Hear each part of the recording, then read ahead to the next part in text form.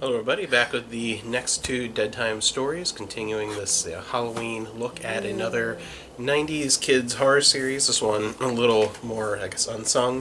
One that's been forgotten over time, unlike the big things like Goosebumps and Are You Afraid of the Dark? Deadtime Stories.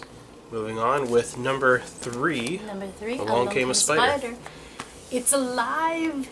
The dusty old science kit under Mikey's bed is full of creepy, crawly, disgusting creatures. They're all in jars and all long dead. At least they're supposed to be. But when Mikey and his best friend Max open the jar with the man-eating spider inside, they're in for the shock of their lives. The spider's alive, and it gets loose in Mikey's house. Then things get even worse. Mikey and Max can't kill the spider, so they catch it and flush it down the toilet. Big mistake, because that is when the trouble really begins. Oh no. Dun dun dun! It's basically the story of a zombie spider that gets bigger and bigger and bigger. This story, no. What? I was not a fan. It was okay. It was just kind of okay. It was okay. There were more leaps in logic in this one than the first two. Yes. The first two, I think, were definitely more better written. I feel like this one, even trying to, again, we always try and do these, trying to think of the perspective From of a back kid. when we were like elementary school kids, or like a kid now reading it, what would they think? And I think even as a kid, this is less believable the way everything's structured than the first two. So like it was still okay. I give it a 6 out of 10. I gave it a 6 out of 10 Okay, too, we gave it the same thing. It's like because it wasn't bad. It wasn't No, like it wasn't. silly, This was not. but it just This didn't. was not bad. Didn't but click as much as the first two. No, it didn't. And I think it would have been better like if he had a concussion and this was because like he's like hallucinating. He's seeing things like he's paranoid, and his mom's like, "You need to clean this up." Like there was a lot of Yeah, setting traps for the spider and things like that. Yeah. And the mom just kind of thinks so they're making all these messes in their other minds. Yeah, I feel And, like yeah, the hallucination sequences of like the big spider coming down from the ceiling and stuff like that wasn't as believable or interesting as the first two. Still decent. Yeah, like, it's still a fun, decent kid. we should like, say horror. that. It wasn't a standout. The thing about this series overall is that there's a lot of forward momentum. Even the ones that aren't as good, I feel like they keep going. Whereas R.L. Stein with Goosebumps, sometimes it's a slog just to get through. Yeah, I think in comparison to me, I feel like there's not a single one of these that is as iconic as any of the more iconic Goosebumps books. But there were so many in that original Goosebumps series that there were some real duds.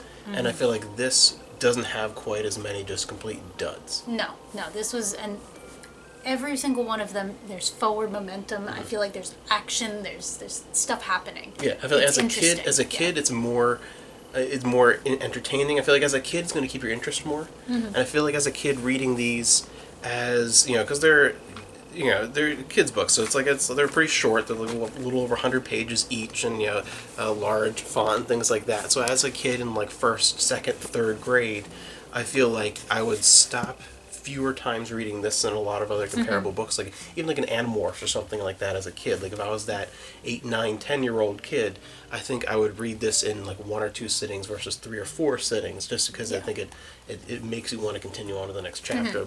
Overall, I think they all do that. But in saying that, the next one is like I think one of the I think we both, I don't know what you gave it. It's one. Yeah, I gave this next one a 5.5. And I gave it a 5, a solid 5. So like I think this one is a little bit of a dip down quality. Yeah, which is sad. This is Ghost Night, number 4, Calling All Ghosts. Cody's not expecting to find much excitement when he visits his grandparents in Shady Acres. After all, there's not much to do unless you're a senior citizen. But Cody's grandfather gives him an unexpected surprise. A cellular phone! For each of them so they can keep in touch during the day. The problem is Cody's grandfather isn't the only one calling him. Cody keeps hearing other voices on the line. Strange voices. Voices from out of this world. Cody can't figure out where they're coming from until he dials 555 Ghost. Unfortunately, that connects him with a real-life nightmare.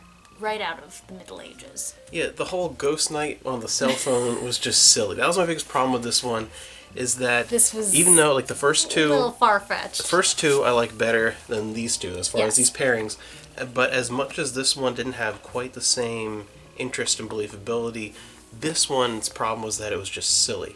And as a kid, if I'm reading these in like around Halloween time. I want it to be a little bit spooky. I want it to be a little fun, a little creative and creepy maybe. And this was just as boring as golf is, which is the premise of this. Like it's like the golf version of a horror story. It's like my grandpa came up with this, the Ghost Knight, calling me on the cell phone.